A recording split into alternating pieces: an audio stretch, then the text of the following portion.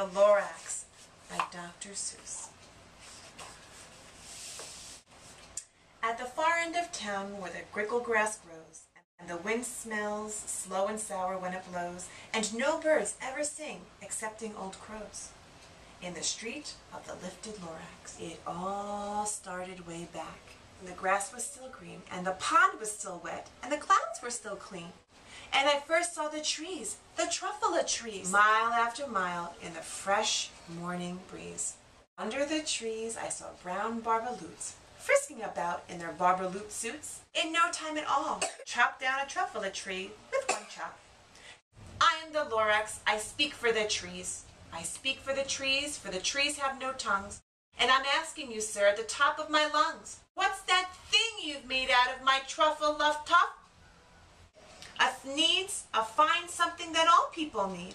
It's a shirt, it's a glove, it's a hat, but it has other uses, yes, far beyond that. You can use it for carpets, for pillows, for sheets, or curtains. The whole Onceler family was working full tilt. We were all knitting thneeds, just as busy as beads, to the sound of the chopping of the truffula trees.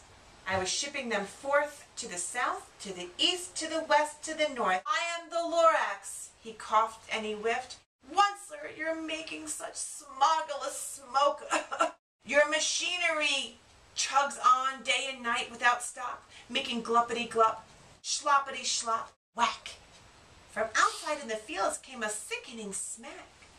Then we heard one tree fall, the very last truffula tree of them all.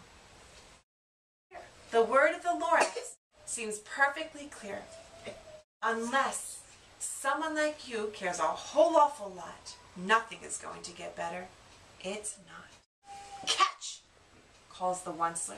He let something fall. It's a truffula seed. It's the last one of all. You're in charge of the last of the truffula seeds, and truffula trees are what everyone needs.